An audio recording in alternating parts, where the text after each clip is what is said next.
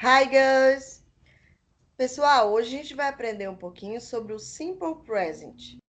Vocês sabem a tradução do Simple Present? Eu sei, professora. Qual é? Presente simples.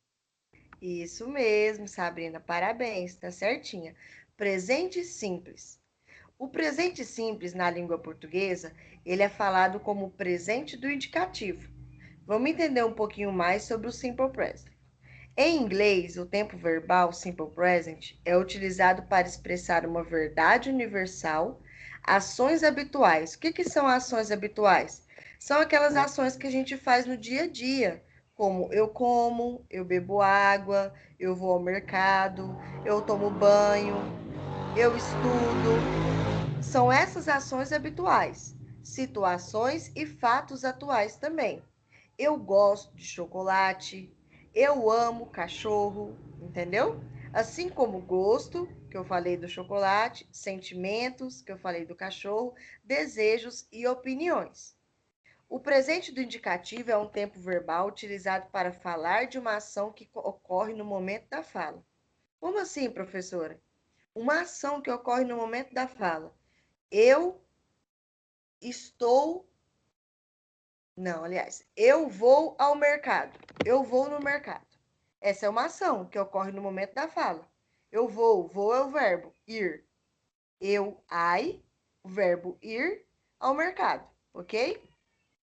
Conjugações. Que a gente vai ver um pouquinho sobre a diferenciação da conjugação nas duas línguas.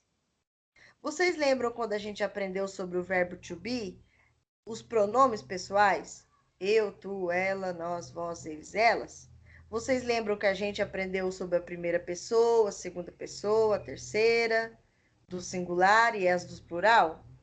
Vamos só recapitular aquela aula que a gente teve dos verbos, do verbo to be, para a gente poder adentrar no simple present, tá bom?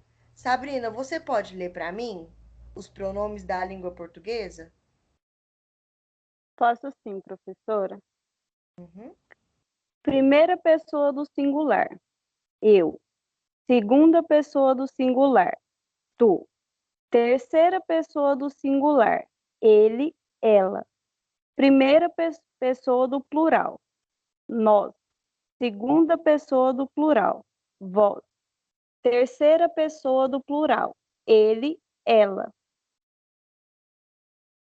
Ok, Sabrina.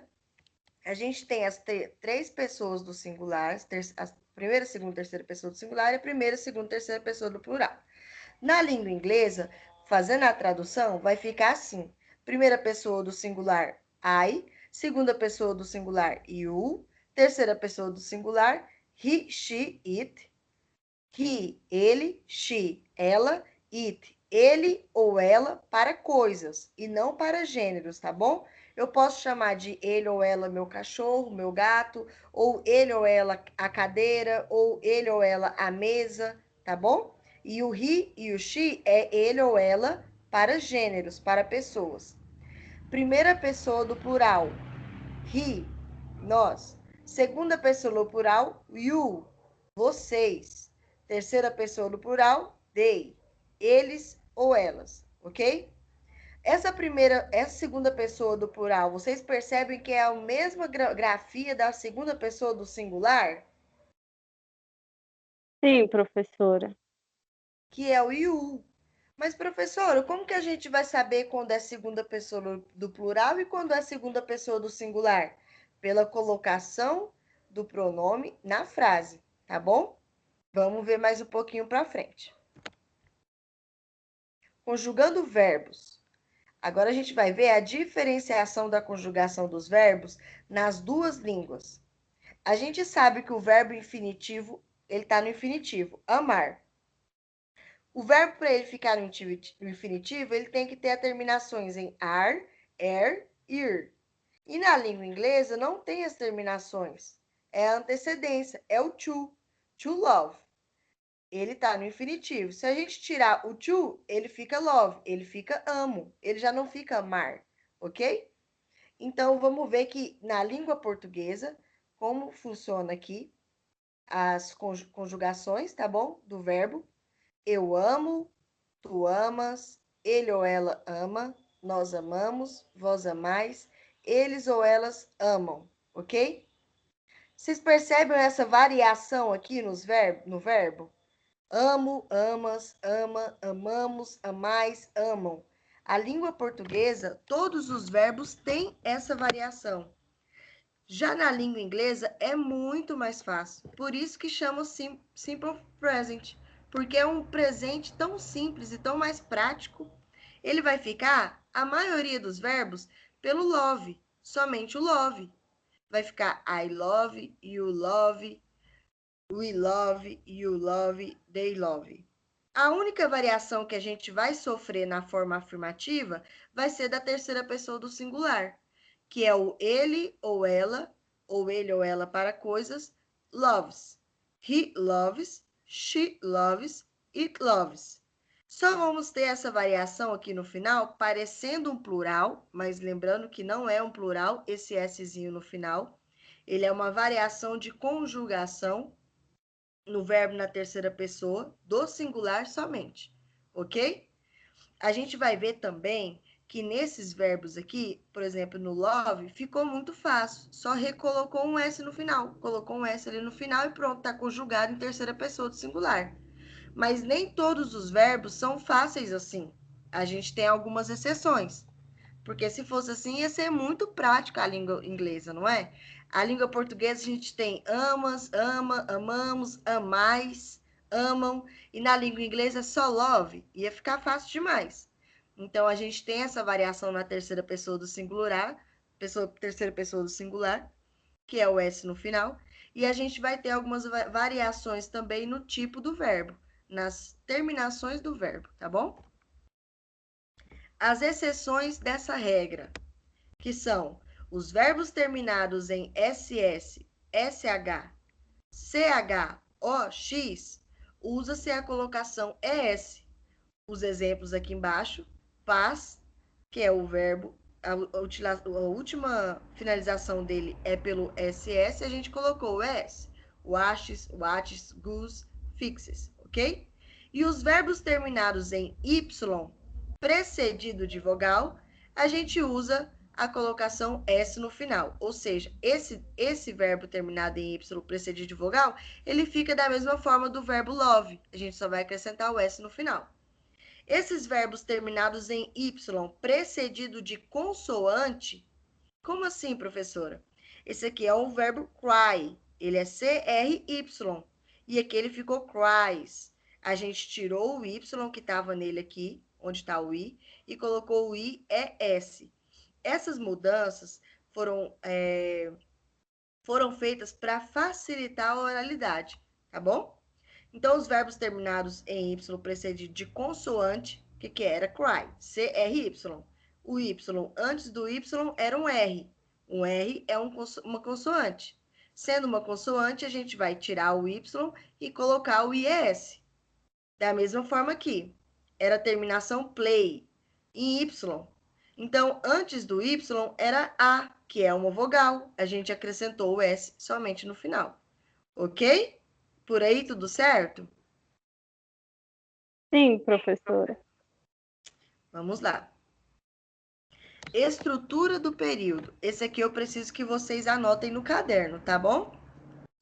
A gente vai ver a forma afirmativa, a forma interrogativa e a forma negativa.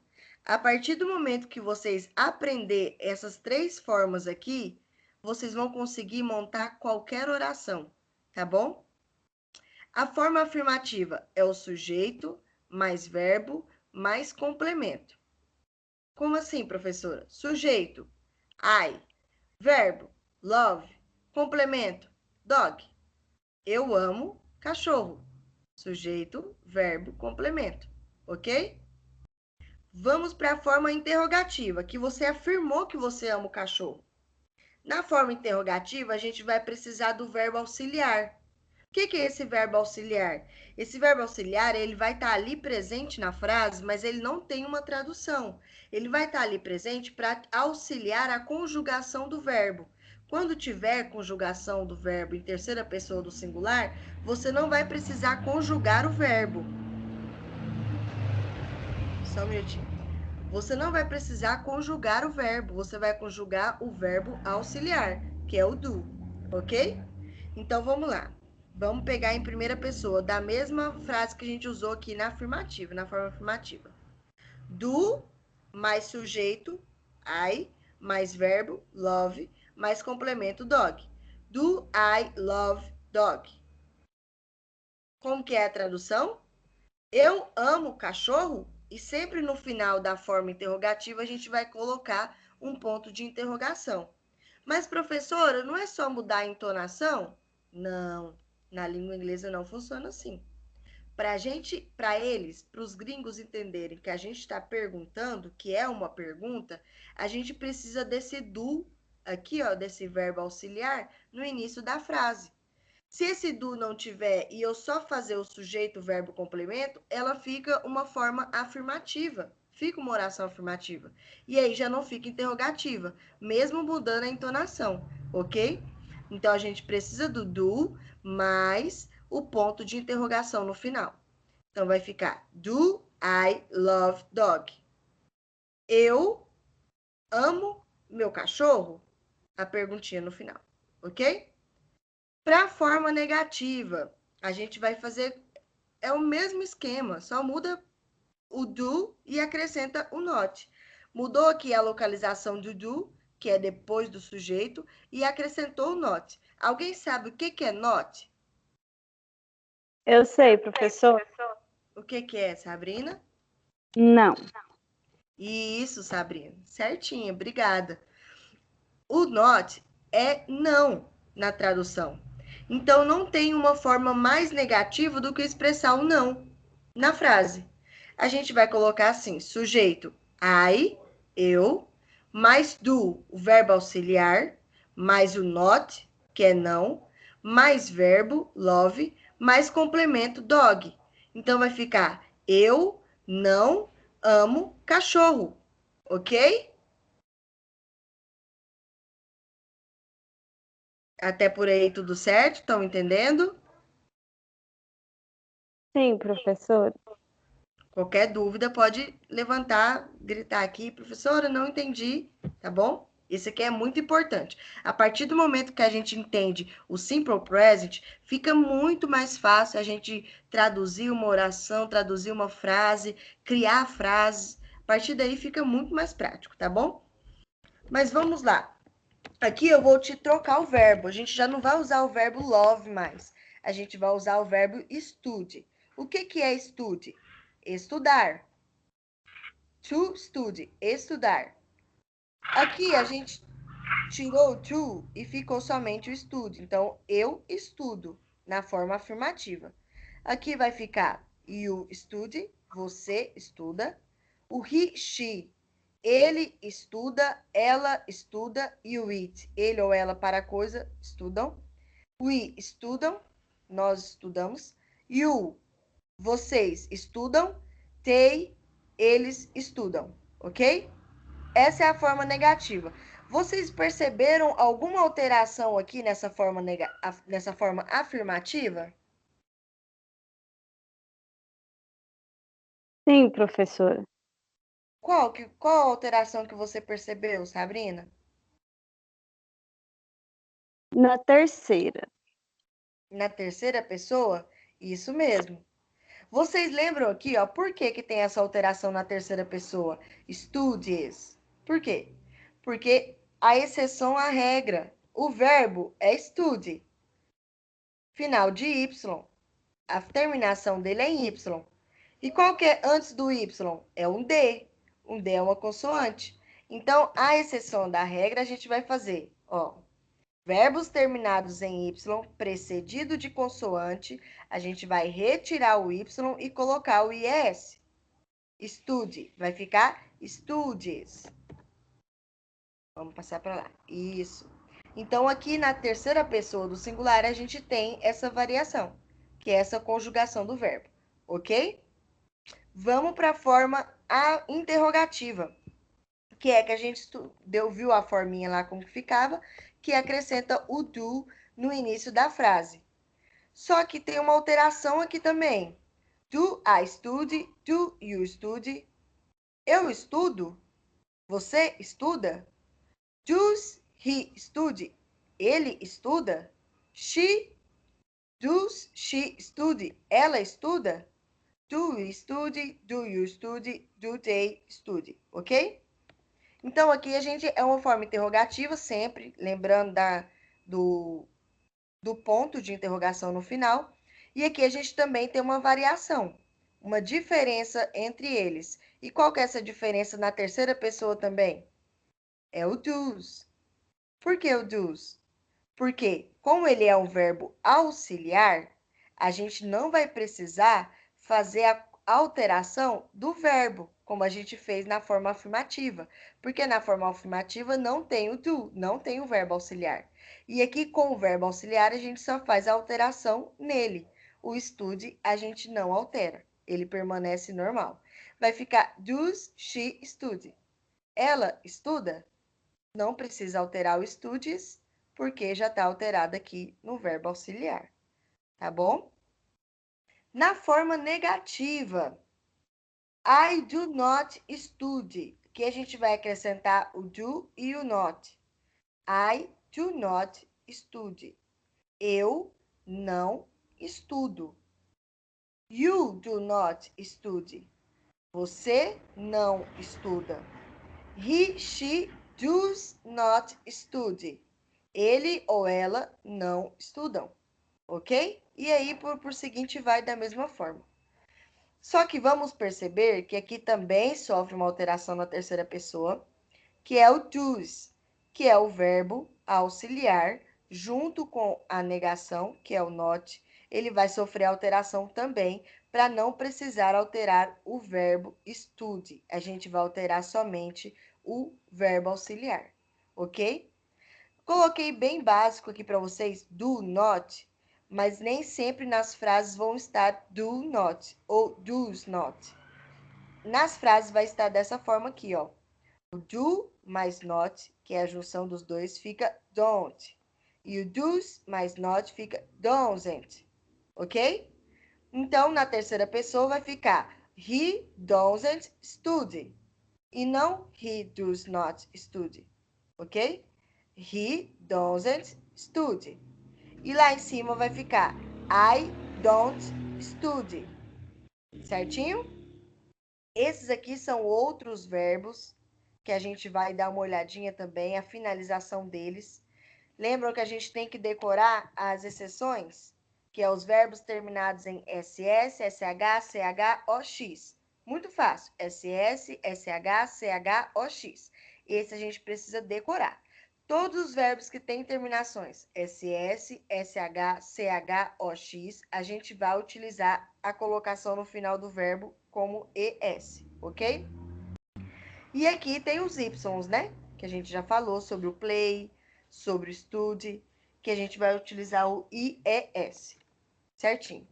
Agora vocês vão ter um leve intervalo, mas antes do intervalo, eu quero que vocês façam uma pequena atividade para mim, nesse momento, que a gente aprendeu um pouquinho sobre o Simple Present, que é essa atividade aqui. Vocês estão vendo a minha página?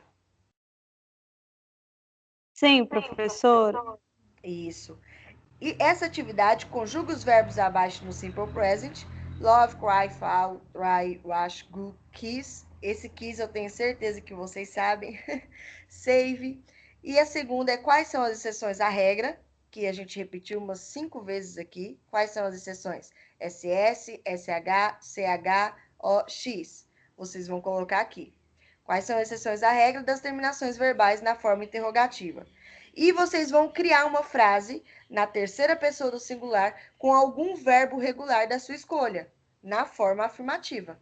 Pode ser uma frase simples, uma frase do seu cotidiano, um fato do seu cotidiano, como a gente falou, tá bom?